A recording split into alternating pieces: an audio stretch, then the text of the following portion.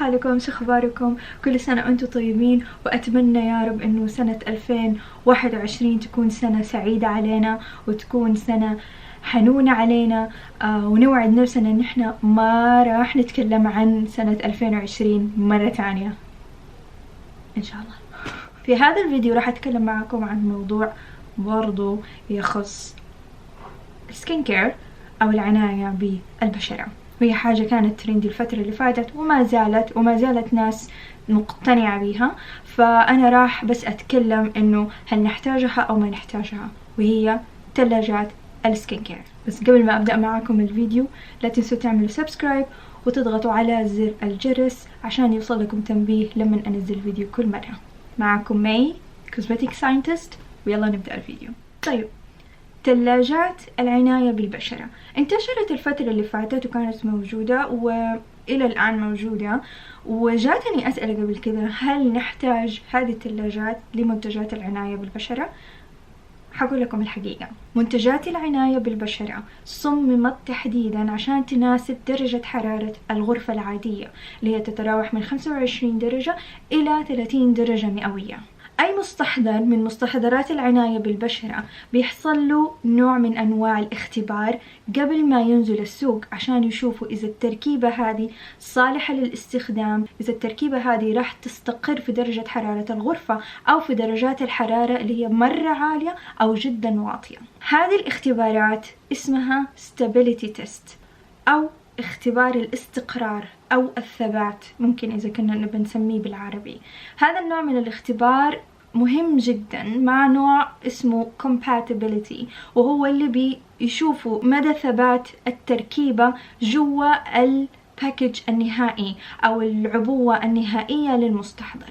هذا النوع من الاختبارات مهم جدا، وأي براند بتسويه عشان يضمنوا إن المنتج لما يقعد شهور مع المستخدم ما يحصل شيء لهذا المنتج، ما يفصل، ما يتفاعل مع نفس العبوة تفضل محافظة على شكلها. اختبار الستابيليتي والcompatibility تيست هذول هم الاختبارات يسموها اختبارات الثبات أو اختبارات الاستقرار، مهمة جدا في تحديد الشلف لايف حق المنتج. يعني ايش شلف لايف؟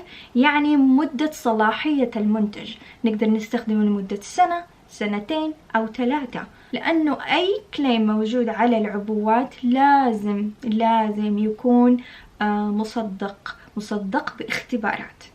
فمنتجات العناية بالبشرة في المجمل كلها بتخضع لهذا النوع من الاختبارات اللي هي اختبارات الثبات والصلاحية. ومهم جدا إنه هم يلاحظوا هل المنتج بيتأثر بدرجة حرارة الغرفة بعد شهور من الاختبار. المنتج كمان بيخضع لاختبارات في درجة حرارة عالية جدا تصل إلى 40 ل 50 درجة مئوية، أو درجات حرارة منخفضة جدا زي مثلا 5 أو 4 درجة مئوية، عشان المنتج ممكن يروح أماكن شديدة الحرارة زي عندنا في الميدل إيست، أو أماكن باردة جدا زي مثلا أمريكا الشمالية أو أوروبا الشمالية.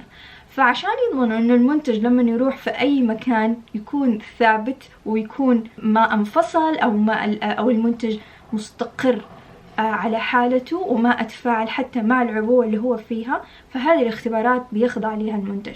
حتى بيغيروا كمان غير درجات الحرارة، نسبة الرطوبة كمان بيختبروا في نسبة رطوبة مختلفة عالية ومنخفضة، بيعرضوه لضوء أو بدون ضوء. هذه كلها حاجات هم بيلاحظوها على المنتج لمدة ممكن شهور، ممكن تصل إلى 6 شهور حسب الشركة المنتجة لهذا المنتج تبغى مدة صلاحيته تكون قد إيش.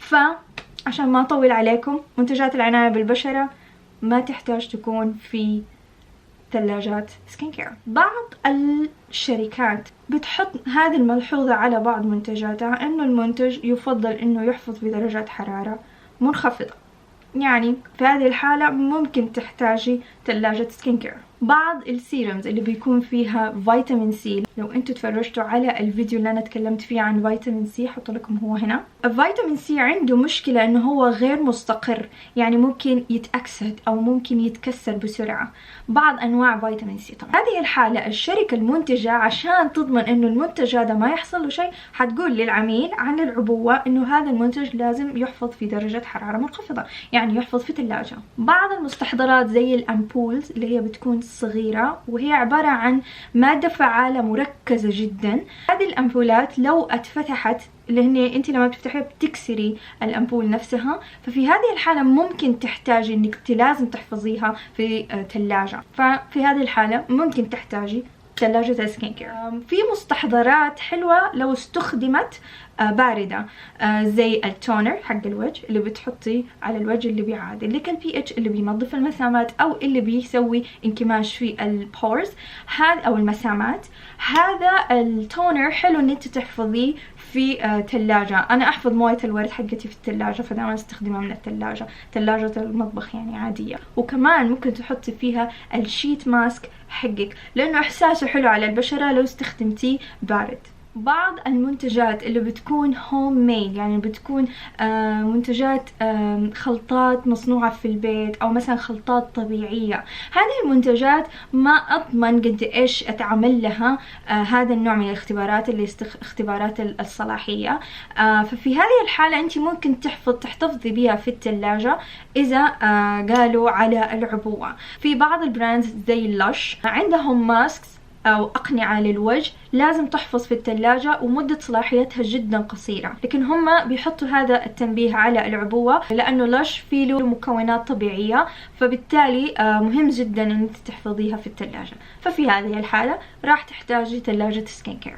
تنبيه مهم جدا، بعض المنتجات لو تعرضت لدرجة حرارة منخفضة جدا زي درجة حرارة الثلاجة ممكن تأثر على نفس التركيبة أو تأثر على جودة المنتج أو ملمس المنتج نفسه، ما بتكون مستقرة في درجات حرارة منخفضة جدا. مثلا كريمات الحماية من الشمس، هذه الكريمات تتأثر بدرجات الحرارة المنخفضة. أيضا الكريمات اللي بتكون نسبة الزيوت فيها عالية جدا، أو مثلا خلينا نقول إنه فيها واكس أو شمع عالية جدا، هذا النوع من الكريمات لو تحطت في درجة حرارة منخفضة جدا راح تجمد، ما راح تكون بنفس الجودة لو انحطت في درجة حرارة الغرفة. كمان المستحضرات اللي بيكون قوامها زي الجل، هذه المستحضرات برضو راح تجمد في درجة الحرارة المنخفضة جدا. ففي هذه الحالة هذا النوع من المستحضرات من غير المناسب ان انت تحطيهم في ثلاجة العناية بالبشرة.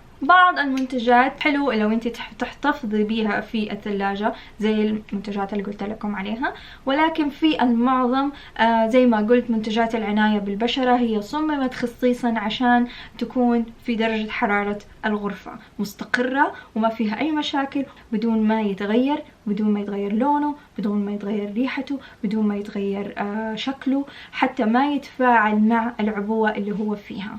بس بكذا نكون وصلنا لنهاية الفيديو، أتمنى يكون عجبكم وأتمنى تكونوا استفدتوا. لو عندكم أي أفكار لفيديوهات جاية تبي تعرفوا عنها أو معلومات تبي تعرفوا عنها في هذا المجال قولوا لي واسألوني وراح أجاوبكم. كانت معكم مي، أشوفكم في فيديوهات تانية. باي باي.